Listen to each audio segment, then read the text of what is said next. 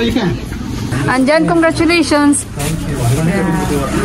Would you like to invite them to visit your shop? Mango Kids, located in Kotishwar.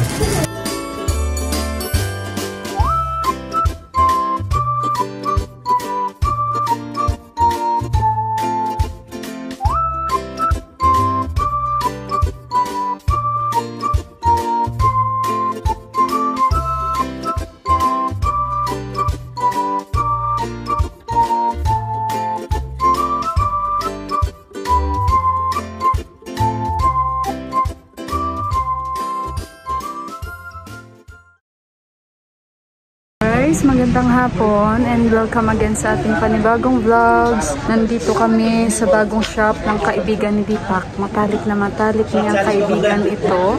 And yung nag-design ng logo ng kanilang shop si Deepak. Invite niya kami. Ito yung opening nila first day and dalawa yung tindahan nila. Andun yung isa sa kabila.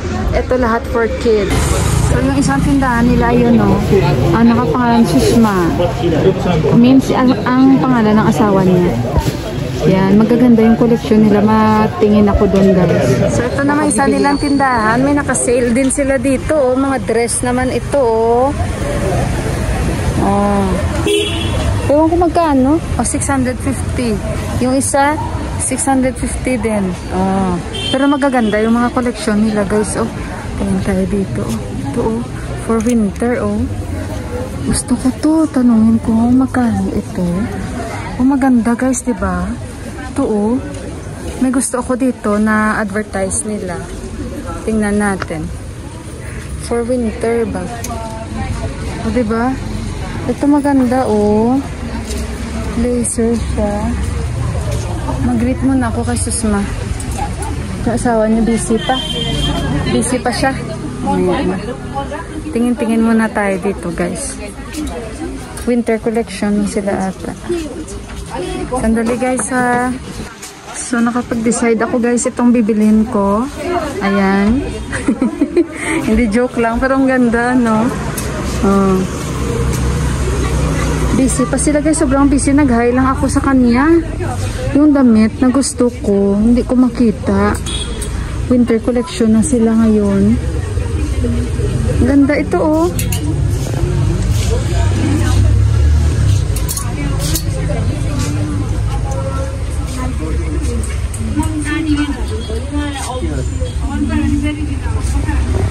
Gusto ako, Yun, kaso lang yung pusod labas. Purple ang kulay.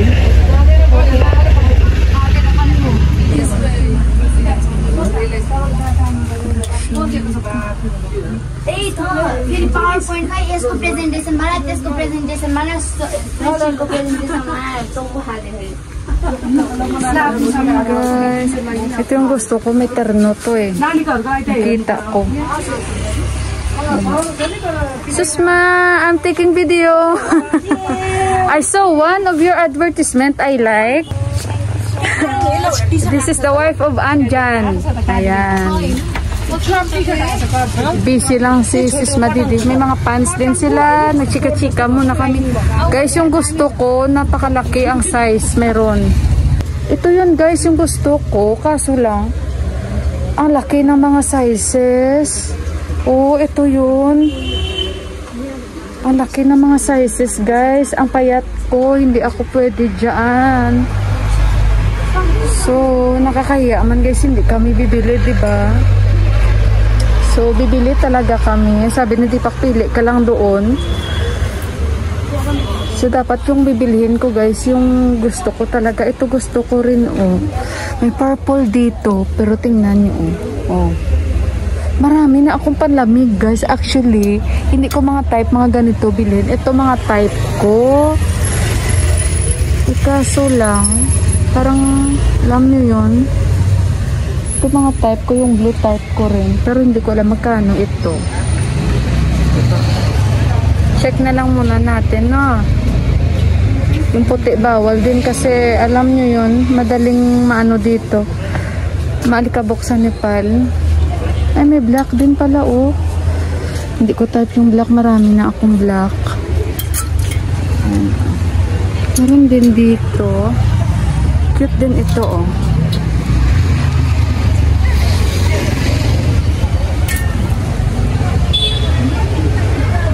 So, titingnan ko muna kung anong mabibili natin. Doon pa sila ni Deepak sa kabila. Ayan, baka bibili din doon sila. So, ito guys, yung bigay nila sa amin. Bumili kami. Mamaya papakita ko sa inyo. Open! Samosa and 1 sweets. And what is that? Pakora. Pakora. You close, anak. Ayan. Congratulations! All the best! So guys, dito pa kami. Kumain kasi kami. And pauwi na kami guys. Ito yung binili namin. Pakita ko sa inyo mamaya-maya. Nakita niyo yung kanilang logo. Si Deepak ang gumagawa ng mga design niyan. Tapos yung bago ngayon ay wala pa. Si Deepak din ang gumawa. Wala pa eh. Ayan. So uwi na kami guys. Nantay lang namin yung taxi. Crowded na dito mamaya-maya. Nandito na kami sa bahay. Ang lamig na. Kung alam nyo lang. Ito yung pinili ko. Tingnan nyo. Pang kids to guys. Parang sa UAE, bumili ako ng mga damit doon sa kids. Kasi ang mga Arabic na bata, malalaki sila. So, tingnan nyo. Maganda ba? Ito yung napili ko. Oh, kasi purple. Ayan. O, diba guys? Ito yung binili ko. Sinuot ko guys kasi ang lamig, nilalamig talaga ako. It's very, very cold. Pero yung mga kasama ko, hindi sila nilalamig. Si Yuhan, behave. Na ganun ulit si Yuhan. Si Yuhan, bumili din siya. Saan na? Where's the bag, anak? Kasi hindi pwede si Buwa guys ang magtanim. So si Deepak ang magtatanim.